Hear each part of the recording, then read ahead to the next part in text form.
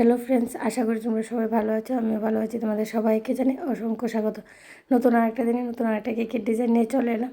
আজকের কেকের ভিডিওটা স্কিপ না করে পুরোটা দেখতে থাকো। আমি পুরোটার ডিজাইনই তোমাদের সাথে শেয়ার করব। তো প্রথমে আমি কেকের মধ্যে ক্রিমটাকে ভালো করে সেট করে নিচ্ছি। কেক বানানোর প্রথমে ক্রিমটাকে ভালো করে সেট করে নেওয়া একান্ত দরকার, কারণ ক্রিম সেট করার মধ্যেই নির্ভর করে কেকের ডিজাইনটা কীরকম হবে। ক্রিম সেট করাটা ভালো হলে কেকের ডিজাইনটাও খুব ভালো হয়, দেখতে খুব ভালো লাগে। সিম্পল কেকও অনেক সুন্দর লাগে। এখন আমি ফিনিশিংটা দিয়ে দিচ্ছি। এই কেকটা আমি বার্থডে অকেশনের জন্য বানিয়েছি। আমাকে কোনো ডিজাইন দেওয়া হয়নি, আমার ইচ্ছে মতো আমি বানিয়েছি।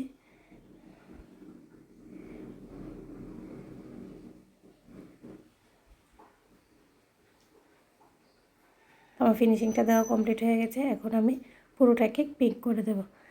আমি কেককে কালারফুল করলে কোনোদিনও কালারটা পুরোটা ক্রিমে ইউজ করি না। প্রথমে হোয়াইট ক্রিম দিয়ে আমি কেকটাকে ভালো করে ক্রিমটা সেট করে নিই, তারপর আমি অল্প একটু ক্রিমের সাথে কালার মিশিয়ে পুরোটা কেক কালার করে দিই। এখন আমি পুরোটা কেক পিঙ্ক করে দেব। আশা করি তোমরা বুঝতে পারছো।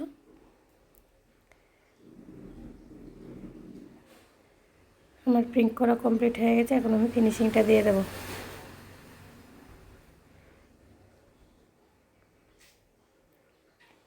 নাইফের সাহায্যে উপরের এক্সট্রা ক্রিমটা আমি সরিয়ে নেব।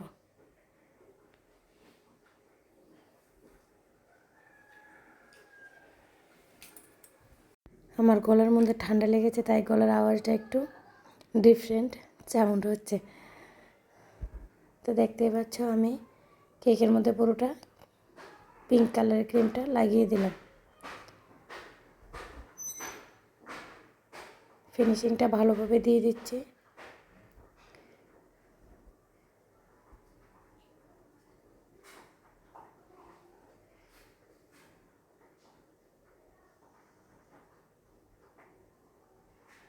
আমি ভিডিওটাকে পুরোটাই তোমাদের সাথে শেয়ার করেছি যাতে তোমরা বুঝতে পারো। আমার ফিনিশিং দেওয়া কমপ্লিট।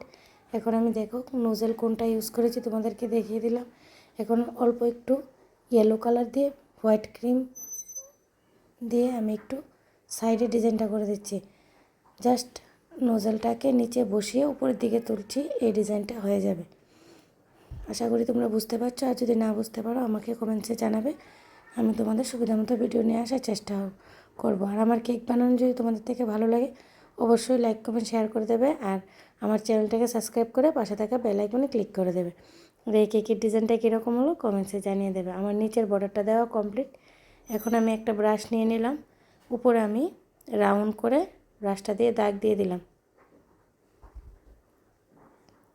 এখন আমি নোজলের সাহায্যে ফ্লাওয়ার এঁকে দেবো। ফ্লাওয়ার বসিয়ে দেবো পুরোটা রাউন্ডের মধ্যে মিডলে। দেখো আমার ভিতরেও আমি দিয়ে দেবো। আমার ফ্লাওয়ার দেওয়া কমপ্লিট হয়ে গেছে। এখন আমি সাইডে রোজ বসিয়ে দেবো। আমি দেখিয়ে দিচ্ছি রোজটা কীভাবে বানাতে হয়। আমি রোজ নোজল দিয়ে রোজটা বানিয়েছি। দেখো, আশা করি তোমরা বুঝতে পারছো আমি রোজটা কীভাবে বানিয়েছি। খুবই সিম্পল, ইজি। অনেকেই বলো রোজের ডিজাইনটা দেখাও, তা আমি ভিডিওতেই রোজের ডিজাইনটা দেখিয়ে দিয়েছি। আর রোজ নোজাল দিয়ে অনেক রকমের ফ্লাওয়ার হয়। আমি এক্সট্রা করে ভিডিও নিয়ে আসব, সময়ের অভাবে আমি নিয়ে আসতে পারছি না, অনেক ভিডিও আমার পেন্ডিংয়ে আছে। তাই এখন আমি রোজগুলো বসিয়ে লিপগুলো দিয়ে দিলাম। কেক টপারটা লাগিয়ে সুগার বল দিয়ে আমি নামটা লিখে দেবো। তো আজকের মতো এই পর্যন্তই। নেক্সট টাইম নতুন একটা কেকের ভিডিও নিয়ে তোমাদের সবার সাথে আবার দেখা হবে। সবাই ভালো থেকো, সুস্থ থেকো। আর আমার ভিডিওটা পুরোটা দেখার জন্য তোমাদের সবাইকে জানাই অসংখ্য অসংখ্য ধন্যবাদ।